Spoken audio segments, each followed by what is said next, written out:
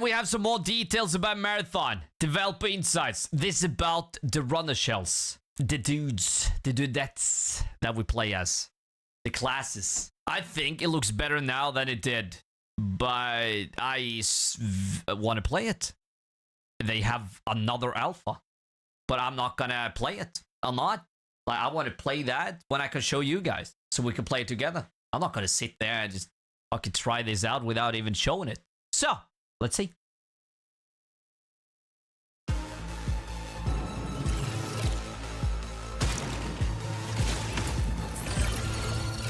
Runner shells. Runner shells is what we're calling the bioprinted bodies that you, the runner, inhabit when you go down to Tau Ceti. Each of our launch shells is really an archetype of gameplay. So abilities, passives, stat packages married to a very distinct silhouette that then players can look at, 50, 60 meters away and say, oh, I know what that is. I know what that player is capable of. And I can start to think about how to counteract it. One of the things we really want to do from the build crafting side is making sure that we're providing people ingredients instead of giving them a recipe. Figuring out what you want for your... Okay, what I just thought about after watching the Anthem thing and this, there's so many studios out there that think they know what people want, but they don't. And they're so hyped about it. Just put all their money into it. And they think they know, and they don't know, and they just make shit. I think there's more shit games, AAA shit games now than for 10 years ago. I wonder why they just don't make something that they want, like back in the day. It's all just... Every AAA game now, I feel like it's all live service. And it's all just copying this, copying that. There's no new genre. Apart from big guys like Hideo Kojima, for example. He doesn't fucking care. He doesn't care. He has a vision. He goes in, makes his own kind of game. And then you have the other, like, the EA dude that made, the co-op games. I don't remember what his name is, but he has like the split fiction, like him, for example. Like, so we have some great dudes in between, but like, what the fuck? The love for gaming, the love for single player games should come back. If there's one developer that tries, and I'm talking AAA, it's Ubisoft. They try. But fucking hell, they fail miserably. Unless you wait 6 months for an overhaul. Like they did again with Mirage. Build that is unique, and you do that across cores, you do that across implants, you do that across weapon mod. And here you have Bungie, which has Destiny. They have Destiny. And what do? They make a new game. Just make Destiny your life. Think about the money. Ching, ching, ching. That you can make, like, fuck, hey! What the hell is Sony doing? I hope they're doing something. Don't close down. Like, what the fuck? Yeah, why? Like, how could they agree with this? That's what I'm wondering. How could Sony agree with making an extraction shooter? Don't they see, like, I bet you they don't want Destiny. They don't want anything that Bungie is making. They only want Bungie because of what they know about live service games. And now, like, Sony had like so many, I think they had 5 or 6 games in the lineup, like live service games. And now they none. None. They wasted so much money on Bungie, and Bungie is making them money. Bungie even lied to them how much money they're making. Sony's pissed. This better make them some money. I wish it was Destiny, but I just don't get it. Cores are powerful standalone perks that can be used in combination with each other to shift the gameplay style of your runner kit. We also want to make sure that there are interesting combinations of things that work together, but they have hooks that go out into the other systems, so you can create this like crazy Rube Goldberg machine. Depending on your playstyle, if you're like someone who hangs back and likes to snipe, you're someone who likes close quarters combat and you're gonna rush in, you're gonna wanna cater the items that you're finding differently. The idea there is like, have a broad Anything like, I see Crucible. spectrum that everyone can kind of find a little bit of a home Holy to, shit. and then we're gonna build on top of that. Marathon looks like shit, like Roblox Destiny PvP. Well, the art style was sort of good before. Too bad they stole it. And now it, like, I wouldn't say it looks worse in that sense. It definitely looks different, but it looks so unfinished. It looks very unfinished. Why the hell? Like, they have Marathon, like the first game they made. One of the first games. And they don't take inspiration from that. You see this shit? So, take a look at this. Take a look. That's not a Marathon. But yeah, look at this. Huh? Yeah. It looks very different. Huh? Why the hell didn't they do this? This is Marathon. I don't get it. You have a great concept right here with the aliens. I mean, what? Marathon look like old Quake games? Yeah. But think about the lore in this, though. But also, look at the style. Look how dark and gritty it is. Marathon now is like this at all. Huh? Just... It's maddening. And the sad part, I bet this game as a single player with a good story would make more money than Marathon PvP game will do. Yes. I have a feeling. Yep. Probably. Destroyer is aggressive, brutal, wears a modified, futuristic version of the Mjolnir armor from the original trilogy. The shell is designed to get into the fight as fast as possible and stay there. It comes equipped with thrusters on its legs that let it sprint faster, or you can use them for a quick lateral evade. A riot barricade so that they can generate presence and they can generate like almost like aggro for their team. Prime ability is search and destroy. Okay. Like, I've only seen small clips, like shorts from the game, the new build. But when I'm seeing this, I see a failure.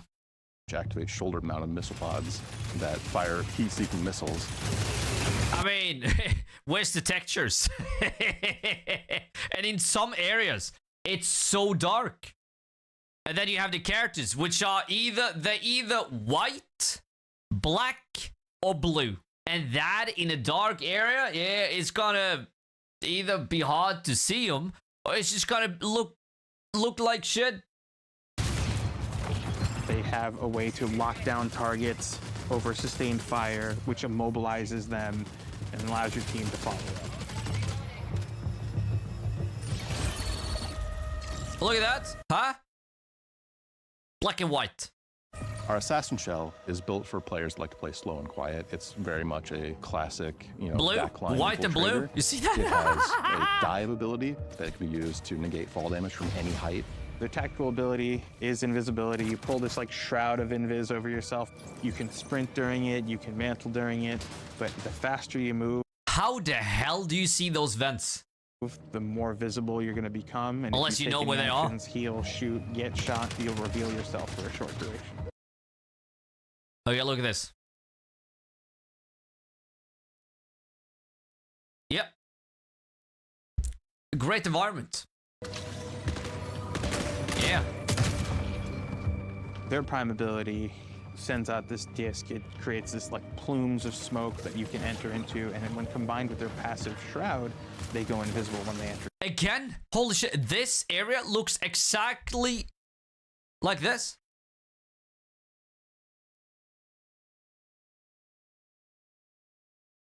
It got the same colors, everything. The whole thing here is like be invisible, be sneaky, and then enshroud the world in smoke. Here you have again blue, white, white, black. Again. Oh, holy shit. Yeah, it's gonna be hard. Originally, Recon was called internally Fun Police. That really is the core kind of fantasy. It's about hunting people down. It's about playing detective. If you want to find all the assassin shells on the map, Recon is the shell you want to use. It comes with a tracker drone I wonder how the skins are gonna be. Sounds like a game that is hard to make skins for. that you can toss out a little spider friend that crawls along the ground and will track towards enemies and explode. And that explosion At least good looking ones. overheats the target. They can't move, they can't sprint, they're taking tick damage, and they like help you lock down a target so you can pursue them. And for their prime, Recon has this really awesome helmet that splits open and they tap in these cool key codes. It opens up and pulses and it sends out this like wave that detects. Okay, so the gunplay looks very good. This right here, I wish they had in Destiny. I've been asking for that for a very long time. Like more, maybe like at least test out the mode that is more slower paced, no abilities, and all weapons. And also a mode that power doesn't matter. Both AI and players and marks them for you. And when you break the shield of somebody as a Recon shell, they leave holographic footprints behind. So even if they run away, you can fall. I mean, by the power doesn't matter. I mean, what you put into the gun, weapons, like mods and all that shit. Yeah. Just a clean slate for everyone. That trail and they'll lead right to him. And then In the same mode as the one I just mentioned, you know, no abilities. Yep. finally awareness where if you get pinged, it'll actually tell you that someone like sees you. You won't know where, but you'll be able. What did he say? You don't know if somebody pinged you? Is that what he said? It'll actually tell you. And then finally awareness where if you get pinged, it'll actually tell you that someone like sees you. So you have to have like a fucking ability to know if somebody pinged you? Oh, the balancing. You won't know where, but you'll be able to be on high alert that somebody saw you and has marked you. In an extraction shooter?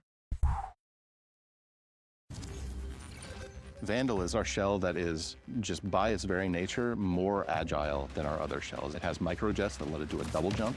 It has a power slide that goes much further than our normal sprint slide. Their prime overloads their movement system so they can commit and chain all those actions together.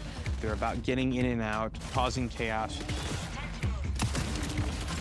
The arm cannon for Vandal unfolds and you find a big-ass gun barrel inside. You can use it to knock people out of cover. You can use it to knock people off of buildings, which is way more fun than knocking them out of cover. The number of times we've knocked people off of field maintenance is like, this is a great thing.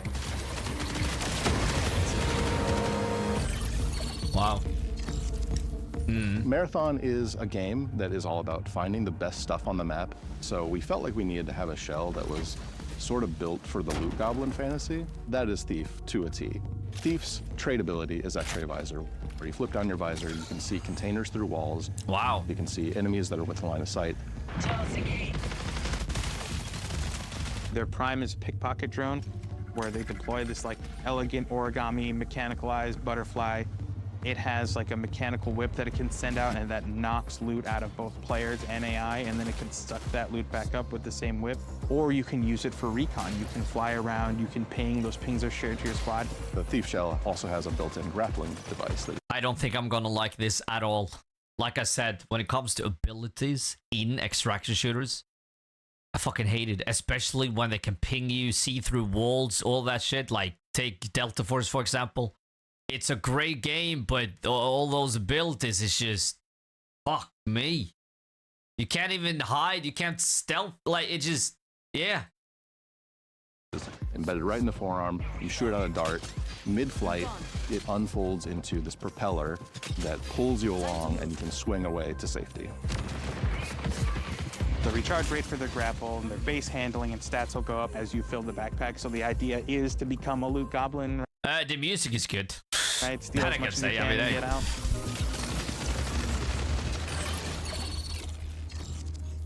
The Triage shell is our shell for support players. If you want to keep your allies kicking so they can kick back, we have Triage for you.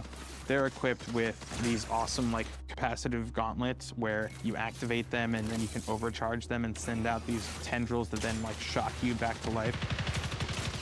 Their tactical ability, they actually have these giant drones attached to the legs and they pull them out, and it's a little buddy, he's got a little face, and you give him a high five and send him on his way, and he'll come and hover over your shoulder and provide you with shields and health. Triage is really a combat medic, so we knew we needed to give it an ability that was useful for firefights. They've got two traits. The first one is a trait ability called Battery Overcharge, where they overcharge their capacitive gauntlets, which makes their weapons performance better. And if you're using battery weapons specifically, breaking shields will EMP targets, and that becomes an on-ramp to like a whole new layer of build crafting. Okay. And then they have the second trait, Shareware, which is really cool, which is any buddies that have medi drones on them, any consumable you use will get like copied to them. So you kind of almost are this like battle. Okay, again, the balancing. It's gotta suck. How the hell do you balance all these shells and all these abilities without this being unfair? Also, again, look at this. Like, are the textures still loading? Medic that's like constantly running triage on your team.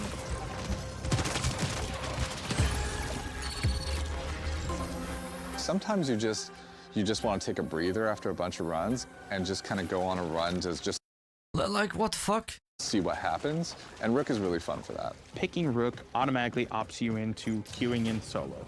You're able to... How a colorful game can be this dark and bland and boring is very strange. And also, talk about colorful, the original Marathon wasn't colorful. It was gritty. to enter into a match in progress, and you're given a starting kit. You're not allowed to bring anything in. That's almost to your advantage because you risk nothing, and anything you take out is yours to keep.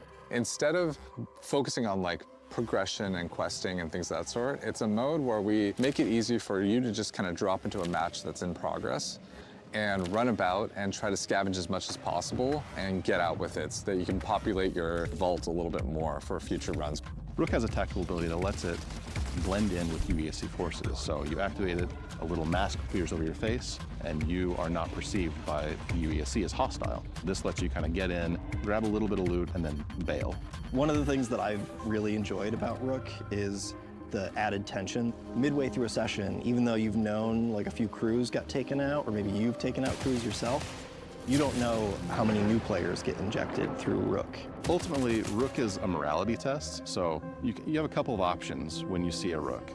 Either you're a decent person and you drop them a piece of loot and let them be on their merry way, or you are a monster and you blast them in the face. And I'm not going to say which one I am.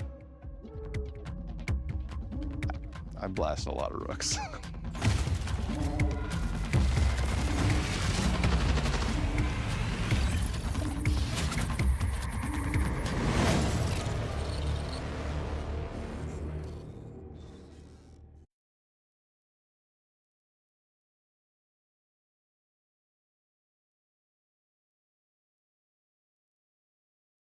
We'll be right back. We'll be right back.